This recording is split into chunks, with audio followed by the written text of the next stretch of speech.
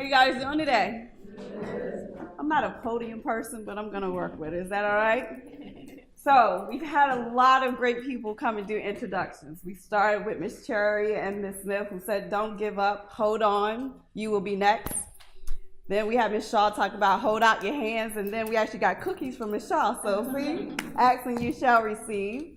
Then we had our wonderful Q talk about being a professional and all those great, wonderful things. These are hard people to follow, but I'll definitely do my best. So first, let's give everybody a round of applause.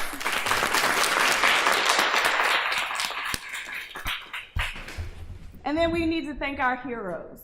We're talking about the village of our elders, the people past and present, based off their courage, their radical determination, and their backs, and we're on their backs based off their victories, their struggles, and all of the things that they've gone through for us to get to where we are. So let's give them a hand of applause. So who am I, right? Why am I standing in front of you today? Why did Chanel, Christine ask me to speak with you guys? First of all, most of you probably don't know, Chanel is my cousin. Christina and I graduated from high school, so I feel like I'm the oldest one on the group here. But I am from Tarboro, North Carolina. I'm from East Tarboro. Half of my family is here. Most of the family that you know, Aunt Linda, Marion, Uncle Gus, Uncle Frank, Lisa, everybody else.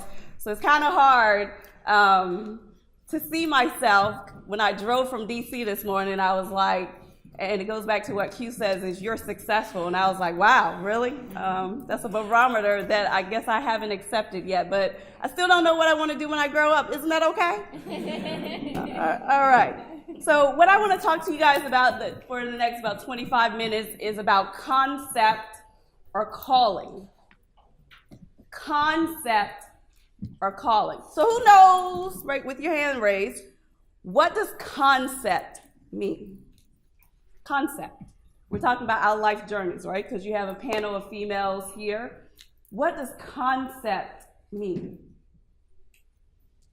Who want to take a stab at it? Come on. I see you smiling right there. Can I volunteer you? Come on, talk to me, sunshine. What does concept mean in your own words? I'm sorry, I'm interactive. I'm going to talk to you. I'm not going to do a lot of lecturing. We're going to have a dialogue. Is that all right? Okay. What does concept mean? Who wants to help? Concept.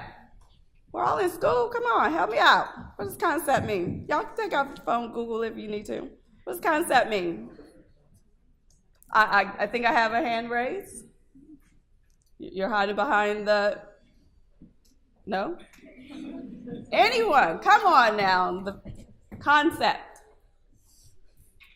All right. Well, is it okay if we let the panel answer that question? Are y'all all right with that? Okay. Yes, ma'am. Concept. Is it an idea?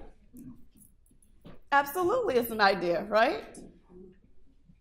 What about calling? What about the word calling? Yes, ma'am. Okay. Literally, that is true. When you call somebody's phone. But when we're talking about the journeys that a lot of us have gone through, and the journeys you're going through now and you will go later, when I talk about calling is going back to what Q said and everybody else is, what is your purpose? What are you predestined for? What were you born here to do? Concept or calling. So I want you to close your eyes for a moment. And going back to what Q was talking about is your purpose, your hobbies, what do you enjoy? Picture that for a moment with your eyes closed. What would I do and don't have to get paid for? What do I do that I enjoy just doing that makes me happy? Visualize that.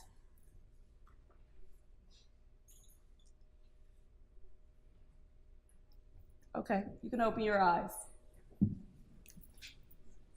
So for many of you, once you become, I'll say, since I'm the elder, I guess, get my age, I'm in my 40 pluses, I want you to remember what you visualized.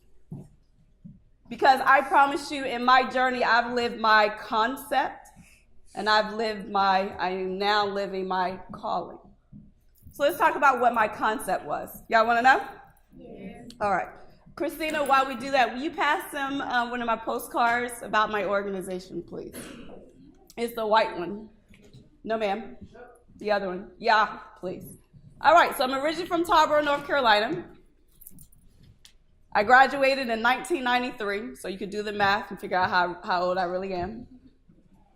I decided, because my brother went into the military when he was in the 11th grade, I was like, I want some. Because my brother was just my idol. Whatever he did, I wanted to do something. Play basketball. Why? Because my brother was out there playing basketball. So what did I do? I go play basketball and play track. I even was the female athlete of the year when I graduated in 93. I graduated with the academic and athletic scholarships to school. Any school in North Carolina. The only school I thought I wanted to go to was UNC. My dad took me to UNC, and I was like, I don't want to go here. My dad was like, what are you going to do? So my valedictorian, listen to this. My valedictorian in my high school had attended University of North Carolina, Greensboro. I hadn't even been to the university. Didn't know a thing about it. But guess what I say? If it's good enough for her, it's good enough for me. I'll go. They didn't even have a track team. And I ran track. What did I do? I went to UNCG. Then I went down the street where Lisa, my cousin, was at A&T, and was like, okay, I'll run track there. I'll do band there. Then I saw ROTC. By the way, it was University of North Carolina, Greensboro, where I started. So then I was like, all right.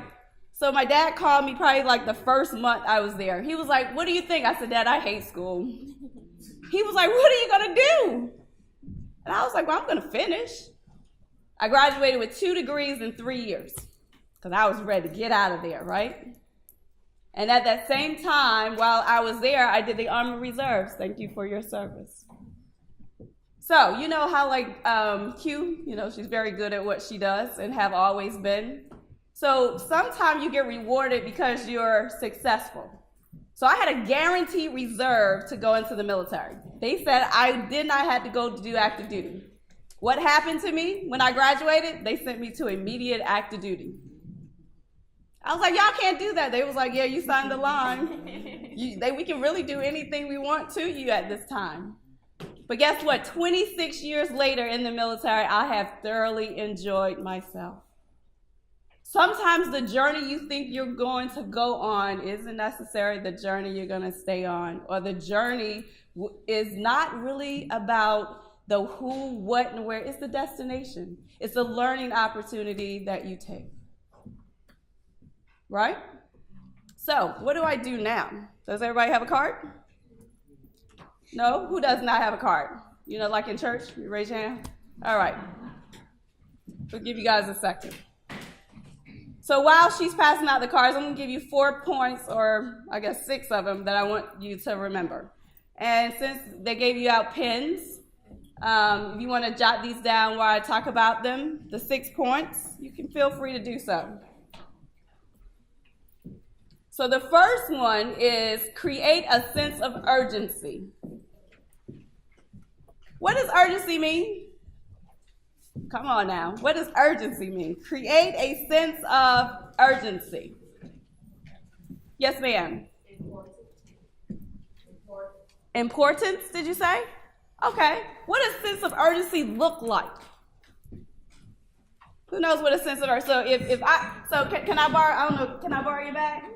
So I'm supposed to be going somewhere, right? And I'm like, here. Does that look like a sense of urgency? No. But if I have a sense of urgency, I'm getting ready to go with this fight. Does that appear to be more of a sense of urgency? Yeah. So when I say create a sense of urgency, having a purpose, being ready, starting early, right? Yeah.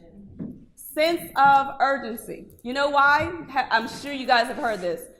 I know my mother used to always tell me, an idle mind is a devil's workshop. Who's heard of that before? Your parents ever said that? Idle mind is the devil's workshop? Because you get idle. That mind of yours, we have the clinician right here, by the way. I'm sure she can echo, is when our minds get idle, like we said, depression comes in, anxiety comes in, because whatever you think will expand. I'm going to say that again. Whatever you think will expand. So if you don't think you're good enough, guess what? Huh? You probably think that. I promise you, you are. Right? If you don't think you can do it, or you don't think you're going to pass that test, do you think you're going to do that as well as you would have previously? I'm sure Q and my other ladies, what we were always taught when we play sports or anything else like that, visualize winning before you ever start. Visualize it, the positive perspective. Visualize it before you ever start. So number one was create a sense of urgency. Second point is build yourself and your surroundings. Excuse me, it's not Bill. I should put on my glasses. Hold on, get a little old sunshine. Guard yourself and your surroundings. Why do you think that's important? Guard yourself and your surroundings. Yes, ma'am. Just in case somebody tried to bring you down. Who's not experienced that? Right. And if you haven't lived long enough, keep living. It'll come. How many, again, I can talk about my parents. I can talk about my village, right? But the takeaway of it all is how many times have you heard that a flock, what is it? A bird, go ahead and tell me. Yeah, absolutely. Because if you're doing something, typically you're in that environment, aren't you susceptible to do it? Hello? Yeah, I like y'all to talk to me. Is that all right? Okay, because I was in the car all by myself for 4 hours. I might need to get on the couch. All right? And the funny thing is, Q says she drives an hour and a half to get where she needs. I work about an hour away, and it takes me about an hour and a half, 2 hours every day to get to and from work. And then I used to work at the Pentagon, and I only live 11 miles away, and it used to still take me an hour and a half to get to and from work. So the takeaway of it all is guard yourself and your surroundings, because your life is a direct reflection. That's not now. That's not 5 years ago. That is a lifetime cross-cutting thing that will always be the case. Look around yourselves, around the 3 people that you surround yourself the most. That's who you are. My mother used to tell me, you attract the people where you are. I used to be like, ho, ho, ho, ho, what are you talking about?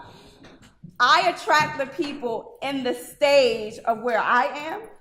And sometimes the people you attract, you start to wonder, shucks, am I really in this stage?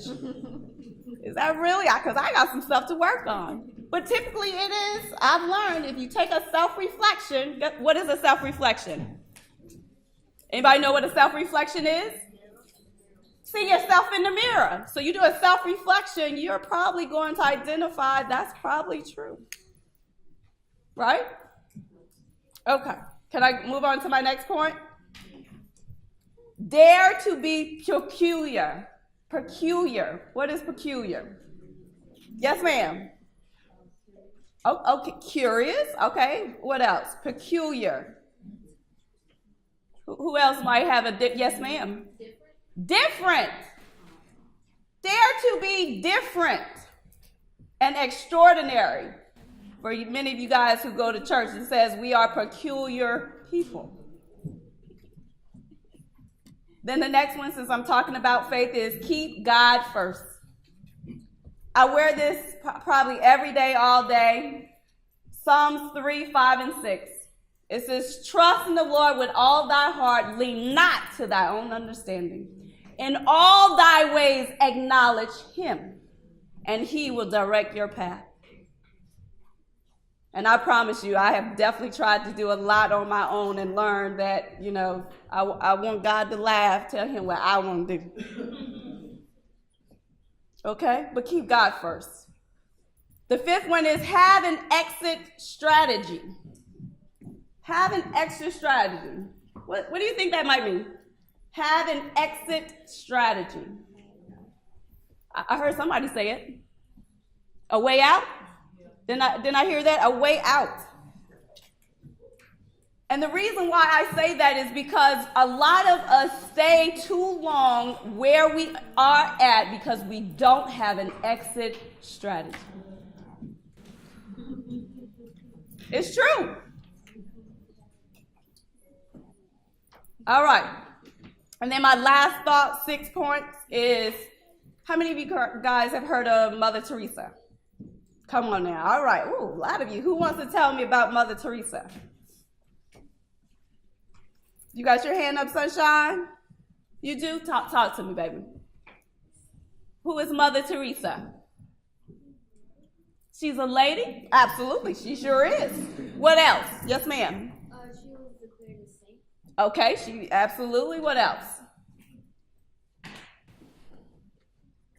One of the things I like about Mother Teresa, I love her quotes, by the way, but one that sticks out the most tells me, it says, if you can't feed 1,000, start with one.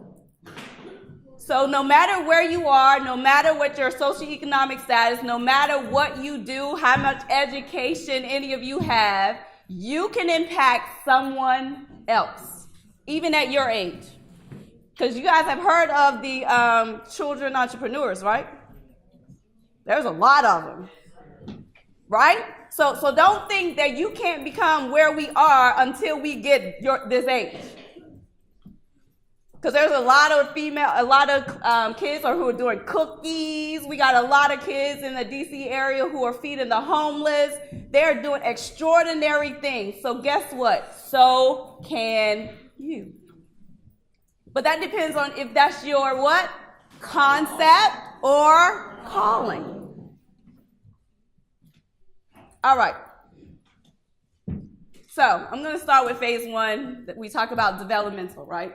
So I come from a family of entrepreneurs. From my grandma owning Dell store, owning properties, to the family. I got Uncle Frank, Uncle Gus, who did trucking, Aunt Linda, Marion, restaurant. I mean, I think I got it by default. I mean, a lot of people say, I didn't think. I kind of did. I think even my aunts and cousins probably could tell you, I already had a, what's the word?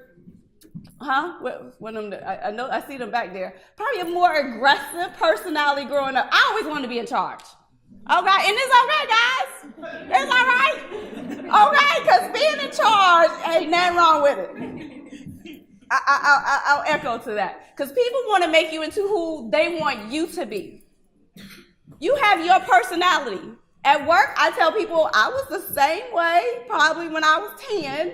I just got a little bit more education and a few more dollars, but that's about it.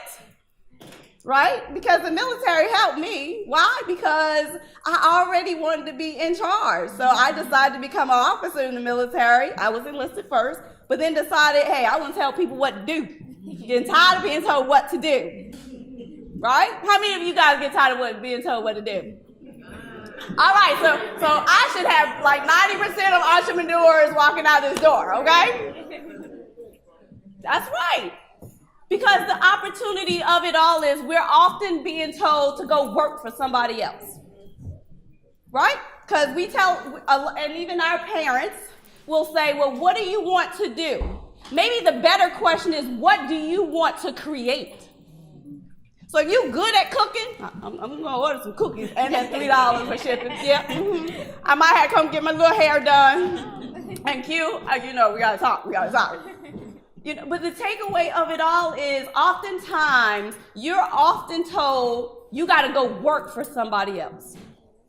And I'm going to tell you right now with the other entrepreneurs that's sitting up here, that's not necessarily true. I would offer that you create your own foundation. You create where people can come work for you, not you having to go work for them. Because, I'm sorry, my hairdresser, Janelle? Ashley. Oh, Ashley? Because Ashley told you earlier what? She's like, I create my own hours.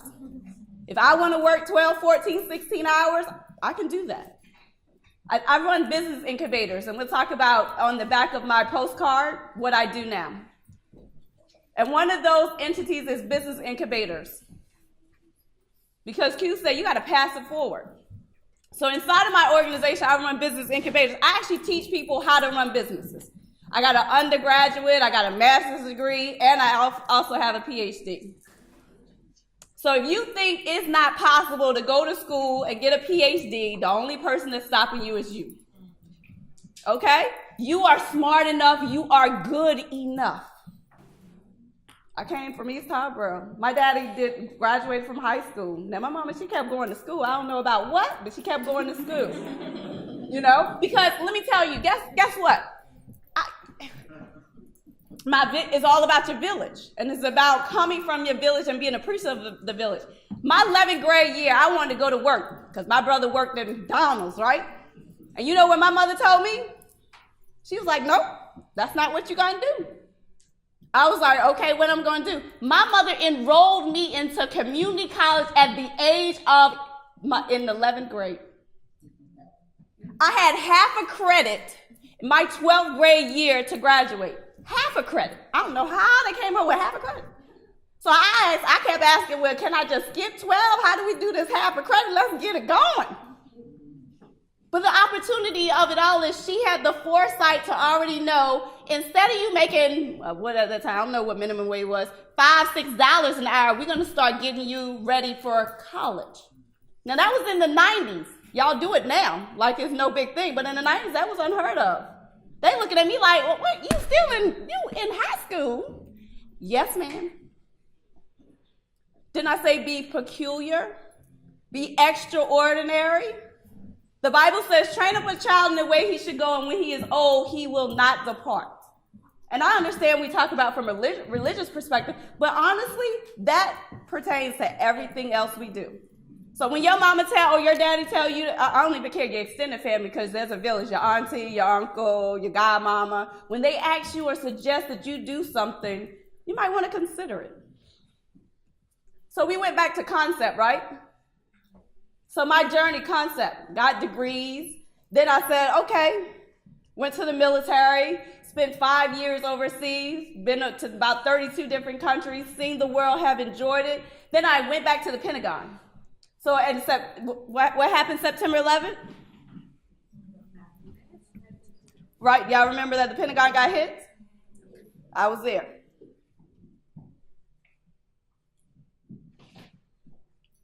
And a lot of the people, some of the people that I did know didn't make it. And the same thing is going to happen not only when in high school, because I think Lisa and I, we probably have, or Christine too, about 5 of our classmates before we graduated from high school was no longer with us. My best friend, Jackie Bell, didn't make it, made it through high school, but probably first year in college didn't make it through. You're going to find that life is not a rehearsal. Why do I say that? Why do I say that life is not a rehearsal? Yes, ma'am. Because you don't get nothing. So can you go back to yesterday? And I hear this all the time. That's why today is called the what? The present. Enjoy it. Relish it. I have this rule. If it doesn't matter in 5 minutes, 5 months, 5 years, it really doesn't matter.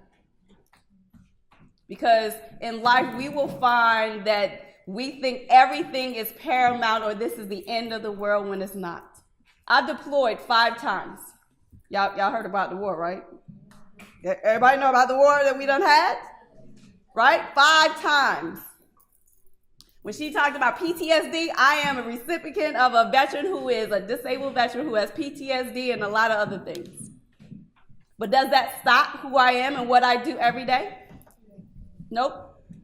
So let's talk about what I do now every day. Oh, even the panelists don't have it. Do you mind sharing with the panelists, Ms. Christina? So let's look on the back of my little card. So the name of the organization is called Organization of Hope. I run a for and a nonprofit organization. Who wants to identify one of those services that are on the card? What do I do? Yes, ma'am. The circle, yeah, we got a few little things on that circle. What do I do? What? Okay, so she gave us 3, right? She said animals, online radio show, and training. What else is on that list? Yes, ma'am.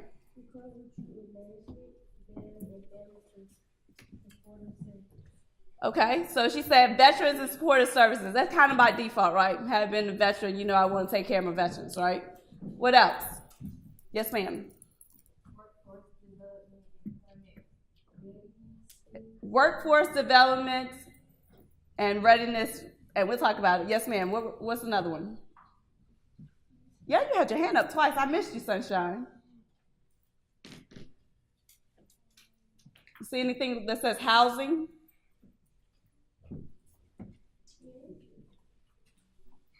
So, sheltering.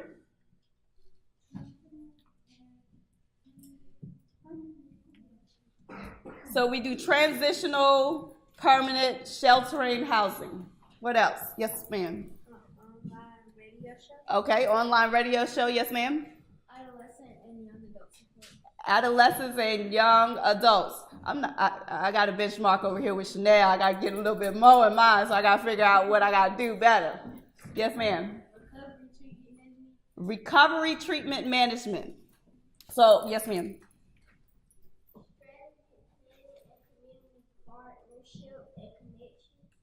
So, community partnership and connections.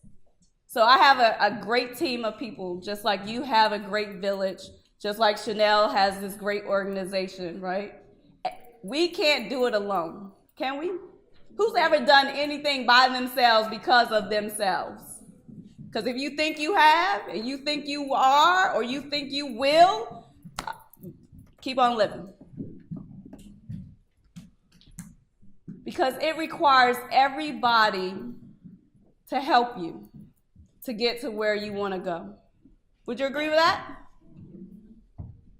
Who thinks differently? Does anybody?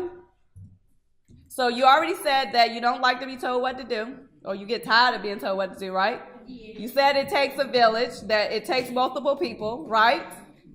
Right? And so then we're going to talk about this concept or calling. So for my concept, my journey was, I did a lot of concepts for the last probably, I probably, you guys haven't heard of the 20-20 rule, so I'm going to tell y'all what the 20-20-20 rule is. So typically they say 20 years you go to school.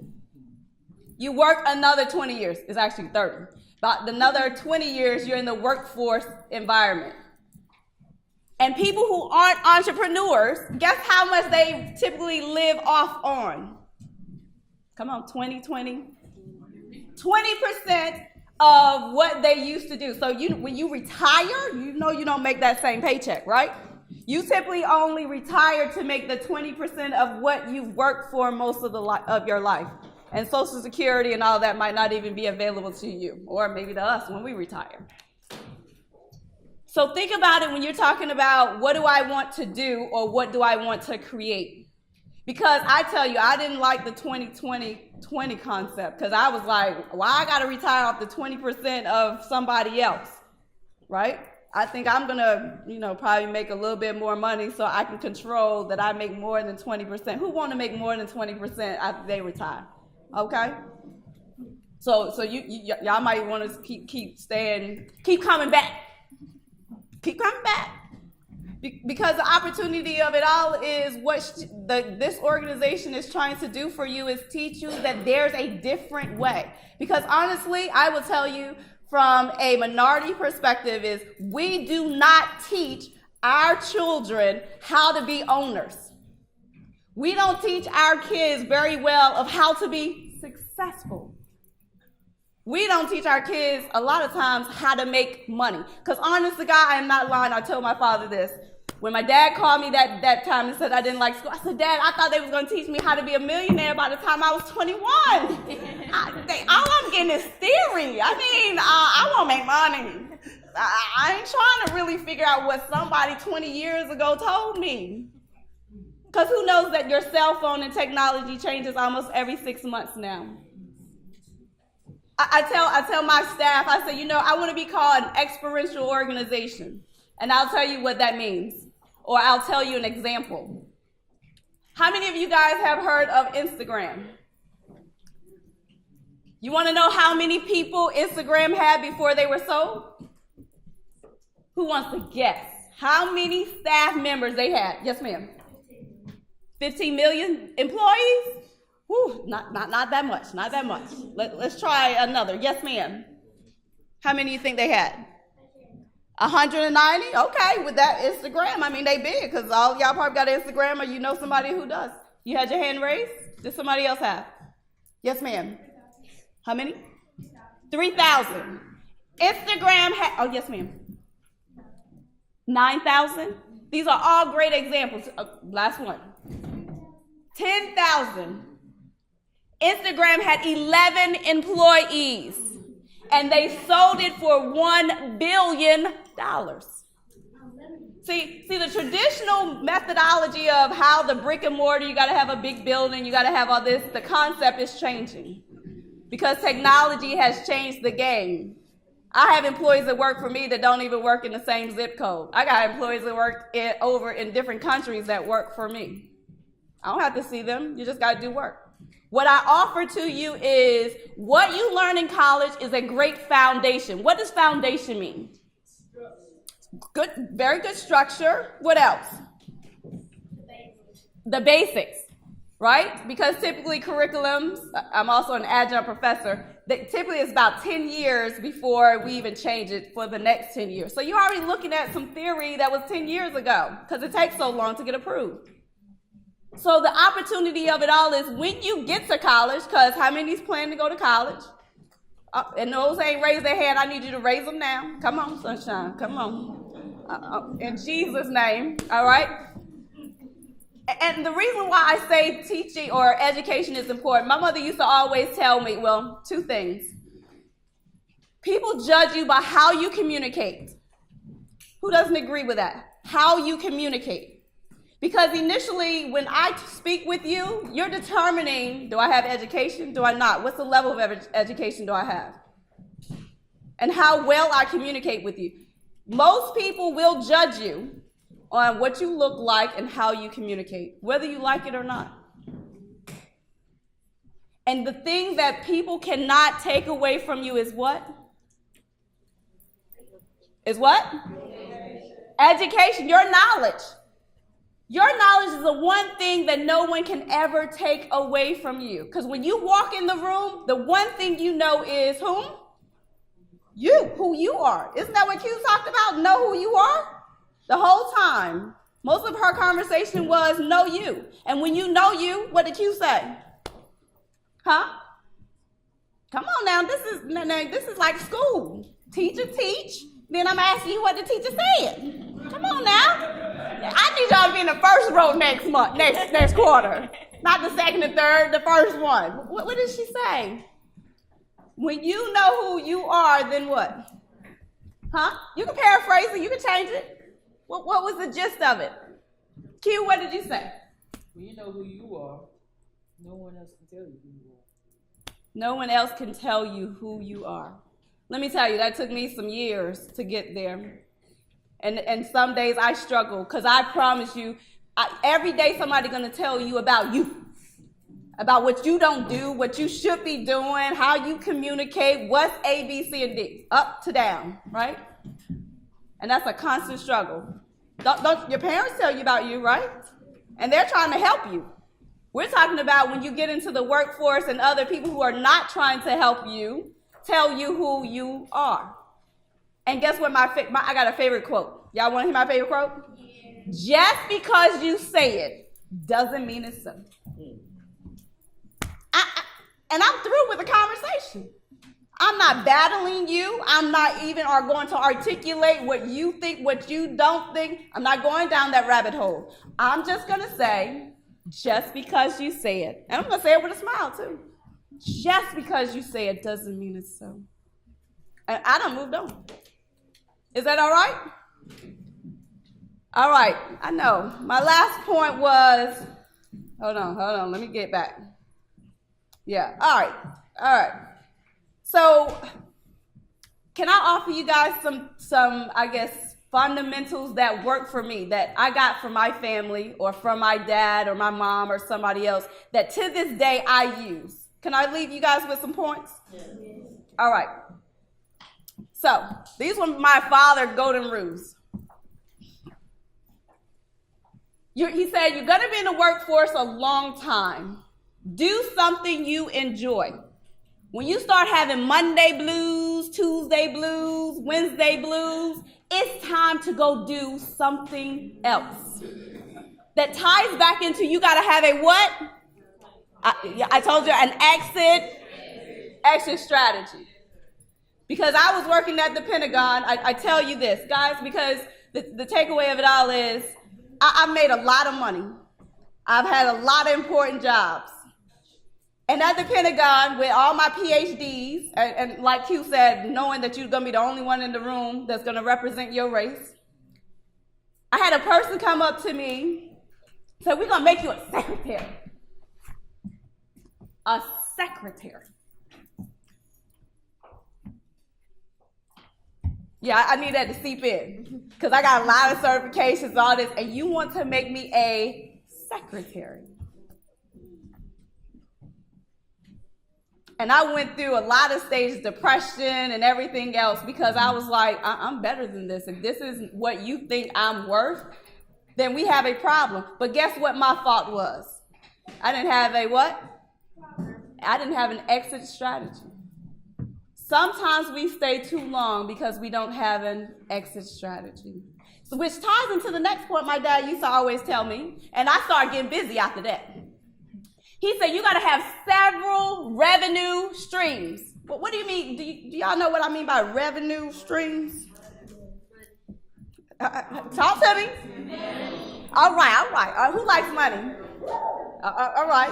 You ain't got to be successful to have money. You got to have a lot of other things, but money helps, right? All right, so what do I mean by several revenue streams? One thing I learned from all of my family who are entrepreneurs, they work here, they own their own businesses, they work for somebody else, they did their own thing. So typically, when, after I did research, millionaires and billionaires, typically billionaires, have 7 different revenue streams. 7. Say that with me. 7. So if you ain't got but one, and you don't have an exit strategy, Houston, something wrong with you.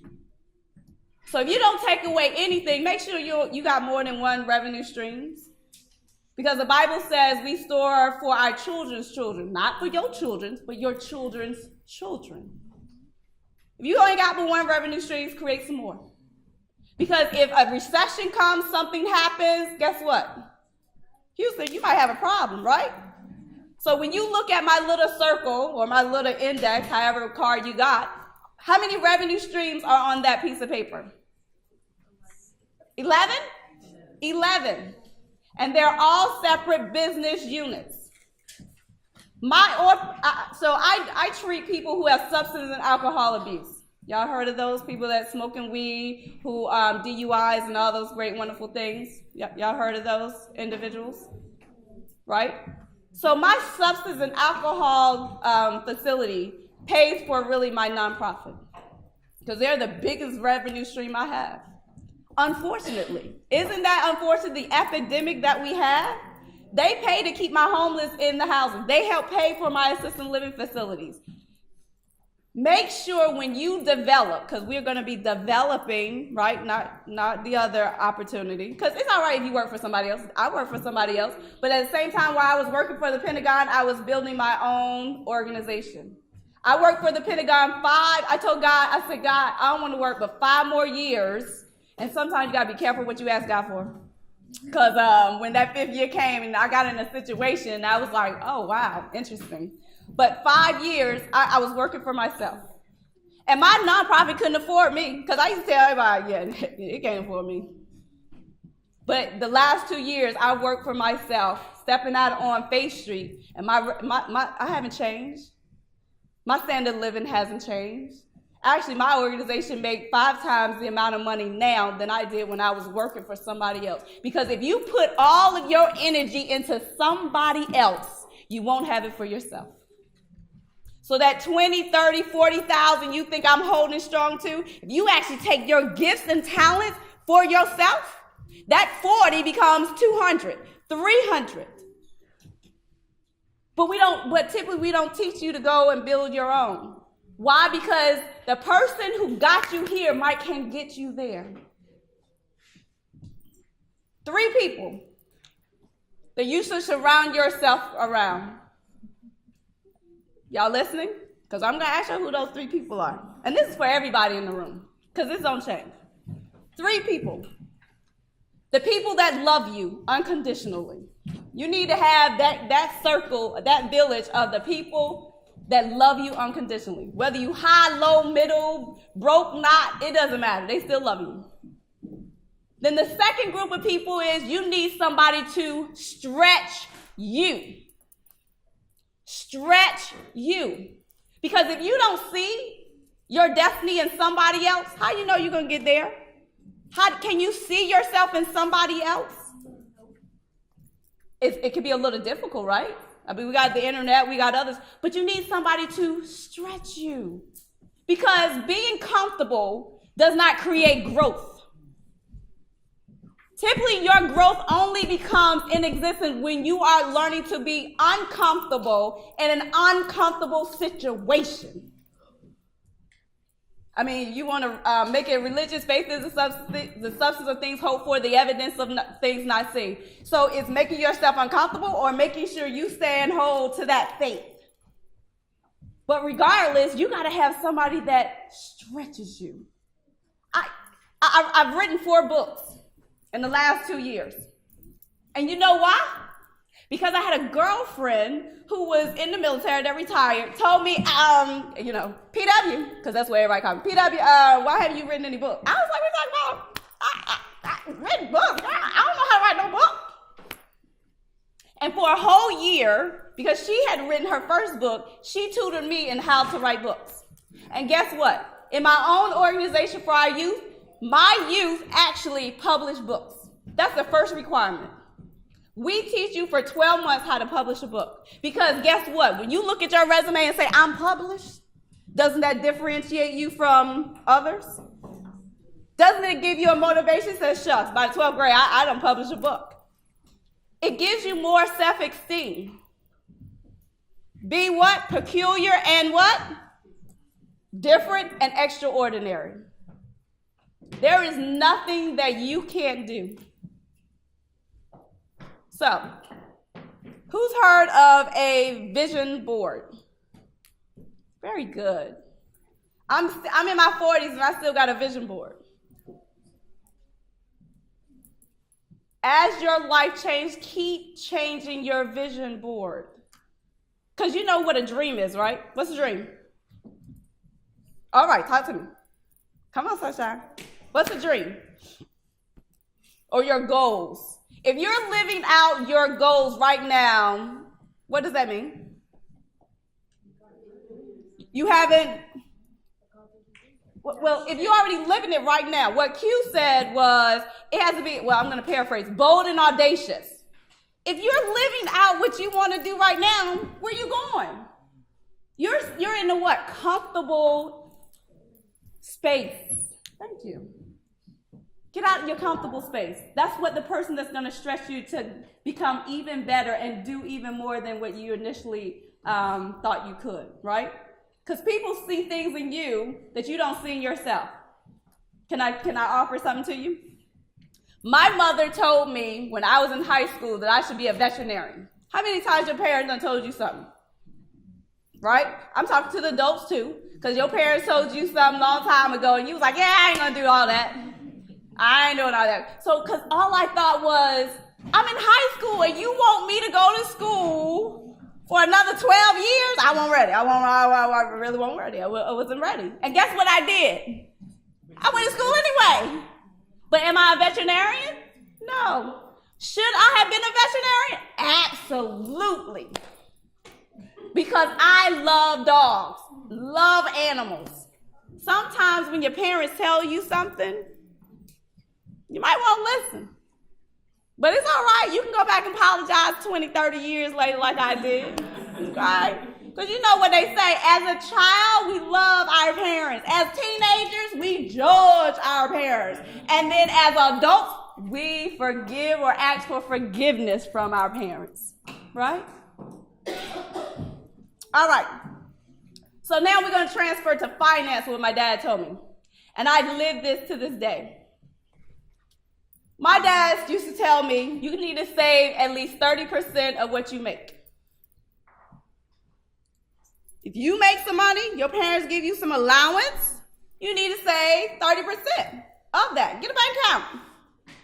If you ain't got a bank account, you're wrong. Because what we're teaching you is spend every dollar that you have. And that's why some of us stay in the state that we're in, because we weren't taught financially that you don't spend everything you have, that you make. Right? The other thing is, this might be hard for y'all. Everybody ready? Everybody ready for this one? My dad used to say, y'all ready? Because I be struggling with this sometimes. If you can't pay for it in cash, you can't afford it. I'm going to say that one more time. If you can't pay for it with cash, you can't afford it. So you know what I did? Like, I wanted a little better car because I was riding my hoopty for like 10, 15 years. You know, trying to live by these principles because, you know, I was a big daddy girl. Everybody else in the room, no, I was a big daddy. Whatever my daddy said, that's what I did. Or I tried to live by that. So I created bank accounts. So I got multiple bank accounts. I got a bank account to this day. I want to buy me a yacht. I got a bank account and put some money up in there. You get what I'm saying? When I started my nonprofit while I was working at the Pentagon, I had to buy houses. How I'm going to have doing sheltering and I don't have houses? And then my dad told me I got to pay for it in cash? Okay, well, I need to have that, right? Then I wanted a car. Then I had a bank account for my cars. I didn't go out there and buy it with credit. I saved my money in my bank accounts. Because let me tell you, guys, and I typically don't tell people this, but I'm going to tell you because you might not think that you're talking to somebody. See, it's grace and mercy. By the time I was 35, I had more than $1 million worth of assets. To this day, I'm 43 and I have over $3 million worth of assets. I'm not telling you something that somebody told me. I'm telling you because that's what I'm living. Small things to do it will get you there. Does that make sense? It's not by accident. It's about preparation, the opportunity, and listening to people when they tell you what you should do. So, 7 revenue streams. If you can't pay for it in cash, you can't afford it. And this is the final thing that he said about finances. Because he ain't talking about no stocks, bonds, mutual funds. He didn't get sexy with all that. My father told me, a poor man lives like he's rich, and a rich man lives like he's poor. I still stay in the exact same house I bought. I drove my hoopties, Lisa know, about 15 years my little Eclipse was around. High school, college, and everything else. I had friends that would work with me talking about, girl, we know you can afford a better car. Why don't you get a car? Come on, we ain't even trying to ride up in this. I was like, know who you are. Know what your plan and your purpose. Know your concept, your calling. Because you can hang out with Mr. Joneses and all of them and then find out that your detour and that your destiny has been delayed because you're listening to somebody else. Got it? So those were his. Now education. This came from my mom. Learning knowledge is a lifetime journey. So those of us who got degrees, right? Typically they say after 10 years, you got to go get another. Because it doesn't mean anything. Like I got my PhD, I think in 2007, so it really doesn't matter. They don't even really count my PhD because it's 2017 now.